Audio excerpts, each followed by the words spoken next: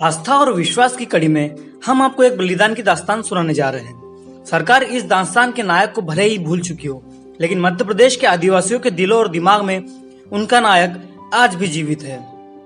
आज हम आपको बताने वाले हैं एक ऐसी हकीकत जो अब एक अफसाना है, एक ऐसी दास्तान जो खत्म होकर भी खत्म ना हुई।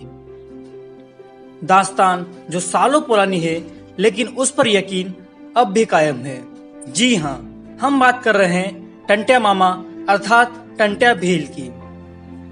इंदौर के पातालपानी के पास कालाकुंड रेलवे स्टेशन पर एक मंदिर है, जहां से गुजरती हुई हर ट्रेन कुछ पल के लिए थम जाती है।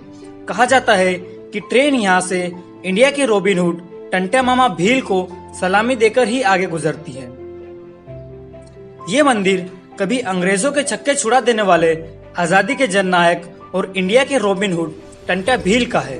वही टंट्या भील जिसे अंग्रेजों ने फांसी देने के बाद उनका शव पातालपानी के जंगलों में कालाकुंड रेलवे ट्रैक के पास फेंक दिया था। लोगों का मानना है कि टंट्या मामा का शरीर तो खत्म हो गया, लेकिन उनकी आत्मा अमर हो गई। कौन है टंट्या भील? टंट्या भील 1857 की क्रांति के एक खूंखार लड़ाके थे, जिन्होंने क्रांति के समय मध्य प्रदेश की धरती को अपने खून से सींचा था।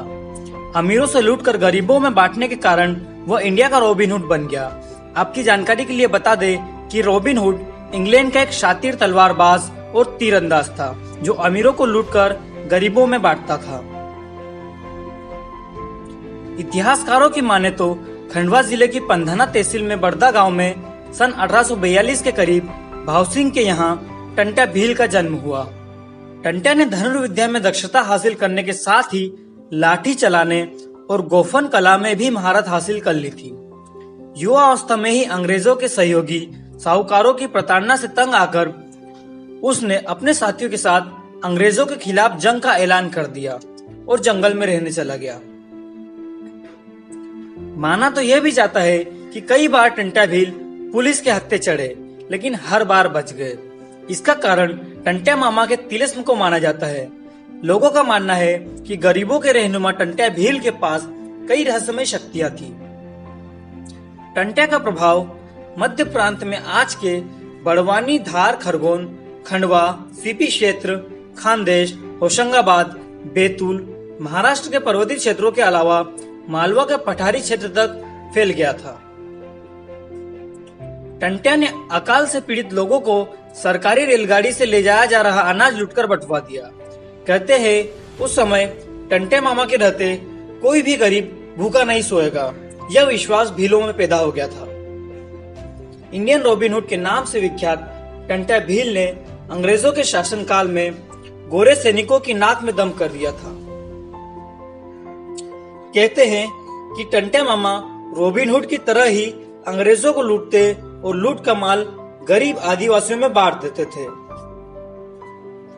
अंग्रेज टंट्या भील से इस कदर परेशान थे कि उन्होंने उन्हें पकड़ने के लिए इनाम घोषित कर दिया था। टंट्या एक गांव से दूसरे गांव घूमता रहा। मालदारों से माल लूटकर वह गरीबों में बांटने लगा, लोगों के सुख दुख में सहयोगी बनने लगा। इसके अलावा गरीब कन्याओं की शादी कराना, निर्धन व असहाय लोगों की मदद करने से टंट्या मामा सबका प्रिय बन गया, जिससे उसकी पूजा होने लगी। टंट्या भील का शरीर तो खत्म हो गया, लेकिन उनकी आत्मा अमर हो गई।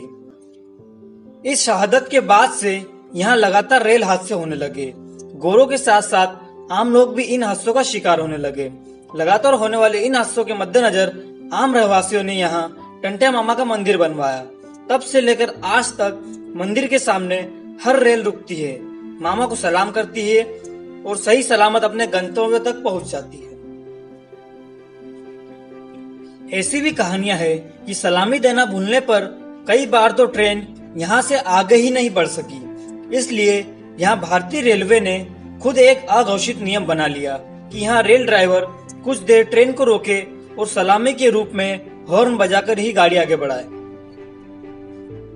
अंग्रेजों के छक्के छुड़ाने वाला टंट्या मामा गरीबों की मदद करने के कारण बड़ा लोकप्रिय था।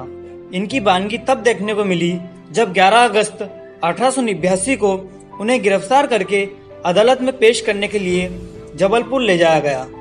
इस दौरान टंट्या की एक झलक पाने के लिए जगह जगह जन सैलाब उमड़ पड़ा। दिल से बोला टंट्या मामन पुऱ्या रे।